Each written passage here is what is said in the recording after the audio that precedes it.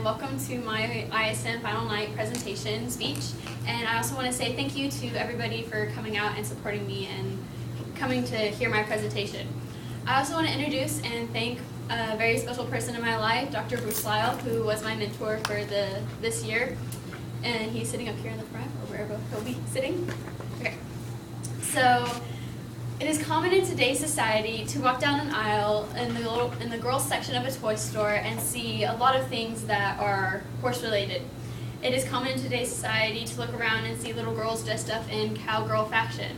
It is common in today's society to see pictures of girls and horses together in some sort of way, such as this one I have displayed here.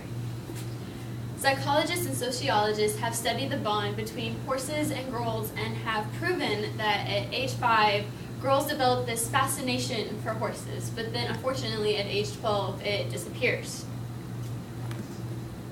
Hello, my name is Skylar Elmore. I'm a senior at Lone Star High School, but I'm still a 5-year-old at heart. This year I was fortunate enough to be a part of the ISM program that Frisco ISD offers here at Lone Star, and I chose the topic of study of equine studies. So why this topic? I chose this topic because throughout my entire life I've had a passion for animals and especially horses. I can remember being a little girl on my 5th birthday and getting everything dealing with horses, and then when I turned 10 and I got my own room, I knew exactly what theme I wanted in my room. I wanted horses. I had a stable, I had a mural of horses, it was just everything dealing with horses. And this is something that has never disappeared. I've always had this passion for them, and so I wanted to see if I could make a career out of it and for the rest of my life to work with horses. Also, I really enjoy school, especially math and science courses, so I thought it was important that if I wanted to be a veterinarian or if I wanted to choose a career that I love to do, especially that has to do with math and science. Also, I have an active life throughout all 4 years of high school. I was involved in sports all year long, cross country, track, basketball, and cheer. I took all AP classes. I was involved in several different organizations such as Friends of Rachel, FCA, and NHS. This year for ISM, we were instructed to come up with a mission statement and quote. For my mission statement, I formed the statement to be transformed into a strong, fearless young lady who wants to experience the essence of equine veterinary science in order to have an impact on the bond between horses and people. I really like this mission statement not only for this year, but for my life because it has 3 key points. The first point is who I want to be. I want to be a strong, fearless young lady, not only out of this year, but throughout my life. That's what I want to be known for. The second portion, who wants to experience the essence of equine veterinary science, was my goal for this year in ISM. I wanted to figure out if the career I wanted to do for life was what I wanted to do, and it was something I was going to love and enjoy and be passionate about. The third part, in order to have an impact on the bond between horses and people. This is what I would say my goal for my career and for my entire life is. I don't want to just impact it this year, but I want to impact it throughout my career. Second was my quote. This is another thing that ISM, the program, has you to develop as something that can push you throughout this year. It's something that can help you organize what you're going to do and your research and to really just define your year. And so I chose the Bible verse, Proverbs 31:25, which says, "She is clothed with strength and dignity, and she laughs without fear of the future." The words in purple, strength, dignity, and without fear, are all in purple because these are the words that stood out to me when I first read this Bible verse. And these are the words that I wanted to take away from this Bible verse and wanted to impact in my life. I want to be a strong young lady who has dignity and who lives without fear, whether of the past or the future, and I just want to have no regrets and just to be able to live life. Another part of ISM, especially for the first semester, is all about research. Research. And so throughout all my research, I found 4 key topics or categories that my research fit in. The first one was horse pain and how to heal it. I thought that this was an important fact to research because as a veterinarian, your job is to find the problem and have a solution. Now there's many different solutions, but there really technically is only one problem. The articles that I found talking about horse pain and healing it was mostly about the lameness and range of motion issues that horses tend to have, which is where horses they get injured or they have an infection in their leg and they can't move it as well as they want. They don't have as much function in that foot as they once did. So the first article I read talked all about the OBIL scoring system, which is a scale from 1 to 4, 1 being where the horse has no pain while moving, and 4 where the horse has severe pain moving. I thought this was interesting to see how veterinarians use the same system for the same problem. The second point that I learned for this research is that observation is key. Unlike doctors who deal with humans, animals can't tell you verbally where it hurts or how it hurts in that way. So for veterinarians, they need to observe, because animals don't tell you verbally, but they tell you with their emotions, with body language. The third point is that this article really methods of rehabilitation and motion defects. This article talked about what some solutions were to solve the problem of lameness. And the solutions were tactile bracelets, leg weights, and poles. All three of these therapies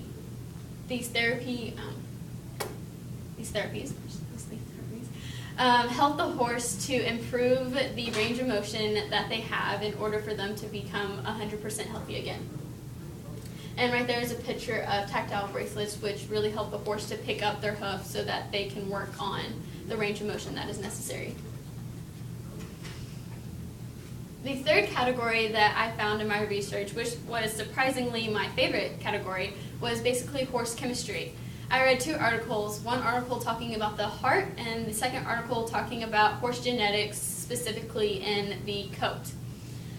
These 2 were my favorite articles because I found that I have a passion for basically the chemistry of a horse, to figure out exactly what makes a horse tick, why the heartbeat starts only at 30 but can go to 120 or 230. And also all the different genes that it takes for a horse to come out as a dun or an Appaloosa. So for my first article, the one talking about the heart, one of the veterinarians that were interviewed in this article, Peter W. Sidekick Shepherd, he said, "Don't expect more from the horse than the horse can give you." This article really talked about the injuries that can be caused in a horse's heart after extreme exercise. And so because it was extreme exercise that causes horses to have these heart defects, he stressed that if you push the horse too much, then you're going to get these heart defects. And so I thought that was really impactful because it's kind of like with life, you can't do more than what you're supposed to. And so once you've done enough, you have to be sufficient with that. Also, the second thing I learned from this article was that a horse's heart is not what you would know as normal. Our human hearts are usually around a range of between a few beats, but a horse's heart can go from 30 beats per minute to 230 beats per minute from rest to gallop. Third thing was that, like I said before, that only extreme exercise horses are affected with these devastating defects. My second article that fits under horse chemistry was an 11-page article that talks about all of the different genetics and genes that a horse has for its coat. And the 7 genes that make up horses' coats are W, which is the inability to form pigment, G, exclusion of pigment, E, black hair, A, distribution of black hair, C, which is pigment dilution, D is roan pattern or dun pattern, and TO, which causes spotting. This article also stressed about how it takes several different steps to defining a horse's color. You can't just look at a horse and be like, okay, that's a dun. There are several different steps to go to figure this all out. You have to first see if it has the W gene, and then if it has a W gene, does it have a black or does it have an A or E gene paired with it? And because all of the combinations of these genes mean different things and will come out as different outcomes. For my third little category, I focused on Veterinarian 101. Even though I came into ISM wanting to learn about equine studies, I knew also that I always wanted to be a veterinarian. And so I wanted to take my passion for horses and my wanting to be a veterinarian and put them together to become an equine veterinarian. And so since I had researched a lot about just the equine industry and a lot about horses, I wanted to get the basics of just what a veterinarian does. And so the 3 things that I learned from the articles I read just about veterinarians is that the first one is veterinarians need people skills. Veterinarians need people skills because even though you're healing animals and dealing with animals, by healing this animal, you're helping the owner's dreams come true. You're helping people's dreams come true. Because, like with the example for a horse, if it's a race horse and you heal the horse, you're making a dream of a jockey to be able to ride the horse. Or if it's a competition, you're letting a little girl have the joy of riding the horse in a competition and for her dreams to come true to become a star. The second one is that animals pick up on your emotions a lot, and so as a veterinarian you need to have your emotions in check. When you come through a high-stress situation, you need to make sure that you stay calm, and that way the animal will be calm and you will be able to assess and solve the issue at hand. If you're frantic and stressed, then the animal's going to become frantic and stressed, and it's just going to make your job a lot harder. The third thing is that there's many different places that a veterinarian can work. Only about 66% of veterinarians today actually work in clinics. The other percent work in research labs and in the government.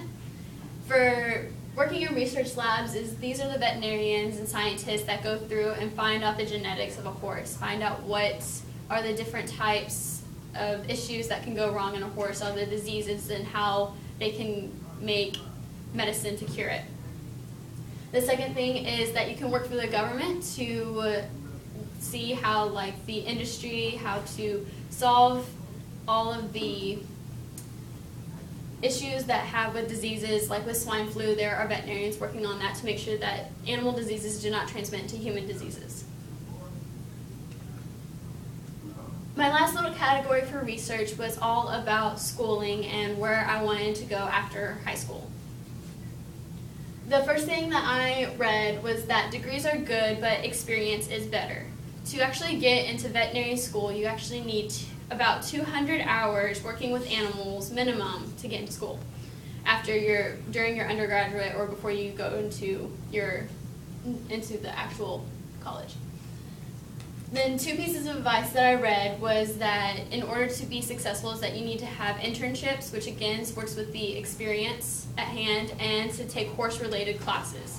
If you want to become a horse veterinarian, then you need to take horse classes. That way you have the book knowledge, but then take internships to have the real-world experience. The last thing is that English is actually the most important subject that a veterinarian can take. You would think that it would be math and science where you would learn all about the ins and outs of how to be a veterinarian and the terminology, but English is important because you need to be able to communicate not only with your clients but with your vendors, with other veterinarians to see how to solve the issue that you have. Because as I said before, veterinarians solve issues, but there are many different solutions to solve one particular issue. So you need to have good communication skills to talk to other people to see how they solve that issue, so that way you can turn and maybe it be useful for you. And down here, the very last bullet says that I am going to Tarleton State University in the fall as a freshman, where I will be into the pre-vet program there, and then after Tarleton State, I plan to go to Texas A&M for my vet degree. Another part of the first semester in ISM is conducting interviews and learning how to be professional and network. As you can see, I have several different types of interviews up there. I didn't want to just focus on veterinarians or just focus on the equine industry. I wanted a mixture of everything. And throughout all of these interviews, I found out 5 key points. The first point was that people find their interests in many different ways and at different times. Casey McCarthy, who is the livestock specialist at the SPCA, she's like me, how we're still 5-year-olds we're 5-year-old at heart, and that you just knew from the very beginning that you loved horses and you wanted to work with animals. But then Erin Cook, who works at Main Gate, she didn't find out about horse assisted therapy, equine assisted therapy, until she was in college and volunteered there. And then once she volunteered, she knew that she was never going to be able to do anything else. The second thing is that we have diverse days, is that as a veterinarian, you're never going to see the same thing twice. Every day is going to bring a new experience, and it's going to be a new day. New challenges, new solutions, new everything. The third bullet is that it's difficult to work with animals because they are unpredictable, especially horses, where they could just rear up at any time and hurt you. They could bug you. Never know what animals are going to do, so you have to be on your guard, and you have to be aware, and you have to observe. The fourth thing is that your job becomes your life. As a veterinarian, you care a lot about the animals that you are taking care for and that you are healing, and so it's basically a non-stop call. My mentor, Dr. Bruce Lyle, he says that they may go, but they never close, because he's always on call and he's always on duty because he wants to be there to help his clients. The fifth thing is that you have to have passion for the job, for animals, and for people. You have to want to work, and you have to be okay with getting dirty, and you have to be okay with doing some things that other people wouldn't be able to do, like sticking your hand up a horse's butt just to see if everything is okay. Also, you have to have passion for animals, and that you have to want to care for them, and you have to want to be able to save them. And then you have to have passion for the people who are taking care of those animals, who are the owners for those animals. So the top characteristics for the equine industry that I found out through these interviews were that you have to have people skills. This was one of the biggest things that I stressed throughout this presentation, and that people stressed to me during my interview process. Also, that you have to have a desire to work and get dirty. You have to do the things that other people may not want to do. You have to have patience, not only with the animals, but with the owners, because the owners may not understand exactly what's going on, or they may not want to understand what's going on. So you have to be there for them. You have to be their friend. You have to be their doctor. You have to just help them along with this process. Also, with patience, is that animals may not be healed the next day after you performed a treatment, and so you have to understand that you may have to take a different solution and just to keep going. The fourth thing is that you have to have a willingness to learn. In this industry, there are some people, because it's an older industry, there are people who are stuck in their ways and who just want to know how to do things that they do, and they don't want to continue to learning. But there are many different ways to skin a cat, and so as technology develops, the ways that veterinarians deal with issues develops. And now I get to talk about my mentor. This is the biggest part of the second semester at ISM. After the interview process and after your research, you select and ask somebody to be your mentor, so that way you can shadow them, and that way you can learn exactly what they have to offer you.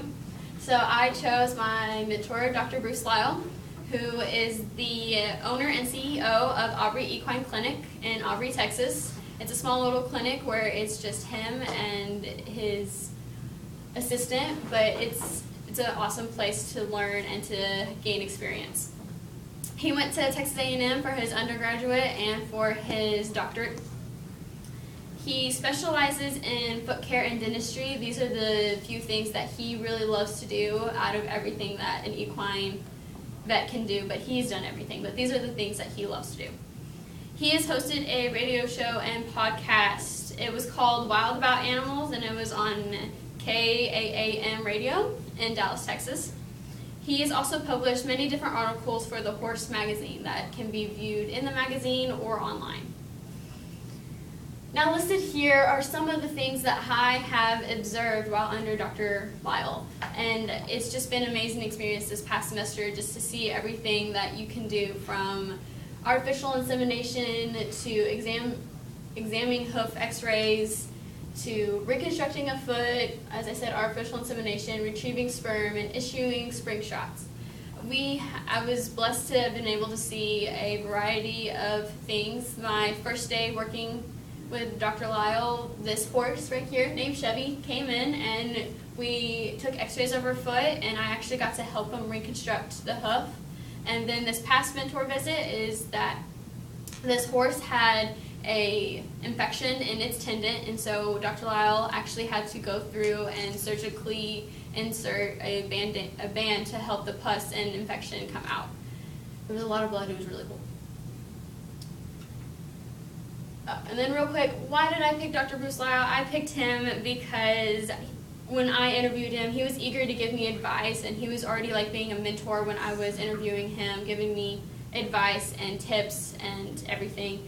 And I know that I would be able to learn a lot from him through just it being him, rather than a big clinic where I would probably be pushed from vet to vet each day. I could learn it from one person throughout this year. And now my original work. This is basically just the idea for what my product would be, and so I'd come up with the idea of doing a prototype app that would be able to modernize the equine industry. This prototype would be able to store data that an owner would need to know for anything that the owner would need to know about their horse. What kind of breed it was, anything that I would need to know when it goes to sell the horse or when it goes to the veterinarian. I really liked this idea of an app because I liked how it brought the technology that this generation is using into an older industry, and it would help to modernize an older industry and bring it up to date. More about what it is what will be included into this app. I planned and hoped that this app would include a list of vaccines that all horses would need to know. It would include locations, and then hopefully in the future a GPS system where you can track your horses. And then it would also have calendars, that way you would know when the horse needs to get its next shots, when it needs to get its next fecal exam, or when it needs to go to the doctor next, depending on its issues or injuries.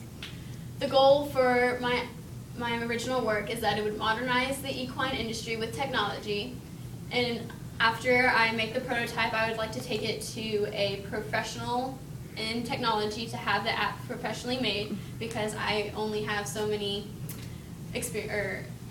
knowledge with technology. And then the fourth thing is that it would be organization for this industry. As I went throughout, I found that a lot of people they have organization, but it's mostly on paper, and so people wanted to have some type of electronic system where they could organize their information. From where I was at this point, my next steps were to talk to Mr. Page, who works at the Cape Center here in Frisco, and he is the teacher of the mobile apps class, and to see how exactly I would go about making an app. And then the second thing was to start organizing my app data and exactly designing the layout to see how it would look when people would view it. And so I came up with this is my product, Equine ProWear. This beautiful design is by Miss Anderson, who lives in Aubrey, and she is one of my partners along with Dr. Lyle with creating this. And so we hope that afterwards we can take my prototype and take it to a professional to have it professionally made to where it can be put on the market for people to buy. And these are just some pictures of my prototype that I have created. And this first one at the very top is what people will see. These first 5 up here are just some basic ones about when you click on a horse profile is what you would first see. So you'd first see, and you'd have the name, the nickname, and the registered name that you have if it's a racehorse, the professional name. Then right there above where it says horse, it would have a picture. Then you can select its gender.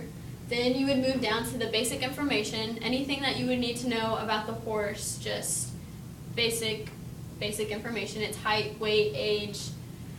And then you go to health maintenance, where it has a full list, and the list goes beyond, but the full list of vaccines and tests that the horse needs to get done yearly or every 6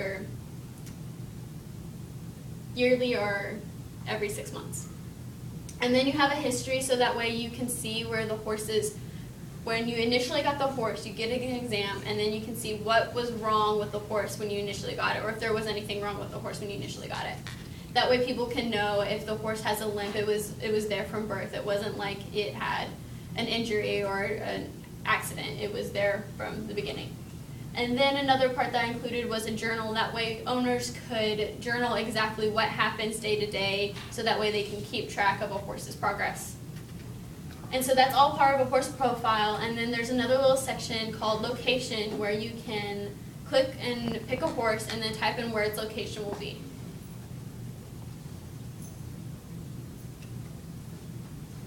And so this picture right here is actually the main screen. So when you click on the logo that you saw earlier, this will pop up and it will have the name, Equine ProWear. You can click location and go to that other screen where you'll have a list of all the locations where your horses are. You can also click on contacts, and it's a direct link to your contacts. That way you call your veterinarian right as soon as you meet him if there is an emergency. Also, you can see that you can type in your horse's name and click its profile to view the information that you need to know about your horse. So what exactly does my product do? My product is, as I've been saying, it has a location status, a direct link to contacts, and then it has, on a horse profile, it has its basic information, health, maintenance, history, pictures if you need to take a picture of what the injury looked like before the vet came or the progress of the injury, and then a journal. That way you can journal exactly what goes throughout day to day with your horse. The biggest struggles for me this year with my product was technology, and I can't stress enough how much technology was a struggle. Making this app really forced me to step out of my comfort zone and to learn new things, and now after creating this app, I have a respect for people who create apps for a living and who work with technology, because it was stressful at times to work with the coding and to exactly figure out how to make the app just show a picture, how to make it switch from screens. And that goes again to where another struggle was transferring from design view to user view. It's interesting how when I'm designing the app on the computer, how it looks one way, but then when I actually tested it out on a device, it looks completely different. And so I would have to go back and forth like 10 times trying to figure out what size and what font looks best with where and how it would look nice and neat.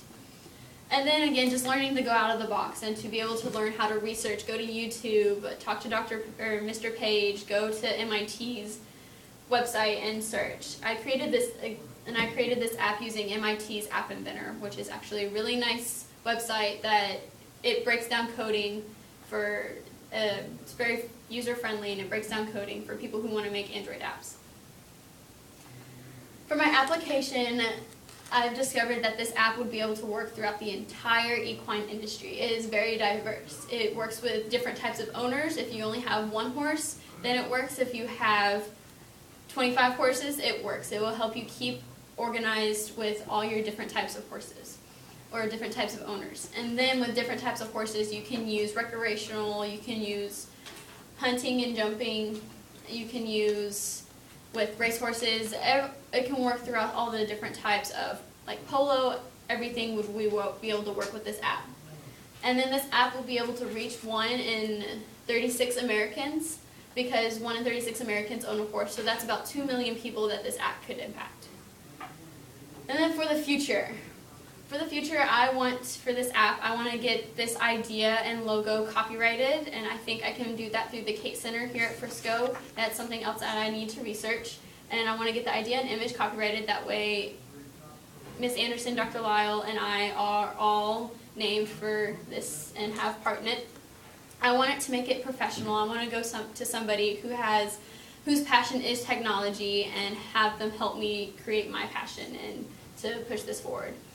A wish list for my app are some of the things that I wasn't exactly able to figure out with my limited technology skills. And so I want to have a notification system. That way, once you insert a date, it will pop up and say, hey, in 3 days, you need to get your horse's Coggins test or your horse's fecal exam, or you need to go see the vet because he needs to stitch your horse up again. And so just to have it to where it makes it more user-friendly on everybody. Also to have a GPS tracking system. That way you not only type in where your horse's location is, but you can click a map and view exactly where they are. If they're just in pasture 12, you can see if they're on the far end of pasture 12 or really close to the barn. And for the journal, I wanted to have it to where you can actually see timestamps and where you can include pictures in the journal, just basically making it more of a profile and just better and user-friendly. And again, for the timestamps, just so that people know exactly when they inputted the information. That way they don't think, did I do that last week? Did I do that last month? So it's up to date and they know exactly what everything does. So as you can see, horses are not only a fascination of mine, but they're my passion. What started out as an obsession with all things dealing with horses at age 5 has developed and grown as a passion within me. And so before I conclude my presentation, I just want to say how blessed I am to be part of ISM, because it helped me gain a glimpse into what my career in adulthood would be like, what my life would be like after high school, after college, and just to help me form that, to see where I want to go and make plans. I also want to say thank you again to Dr. Lyle for all of the wonderful memories and experiences and lessons that he has taught me this year. Being able to hang out with you, I have been able to experience my passion, and now I know what I want to do for the rest of my life. I believe that coming out of this school year, I have fulfilled the first part of my mission statement the first two parts of my mission statement by growing into a strong, fearless young lady, and then also to understand and experience the equine community. And I will continue to strive to finish my last one, to impact the bond between horses and people. So thank you for coming. Are there any questions?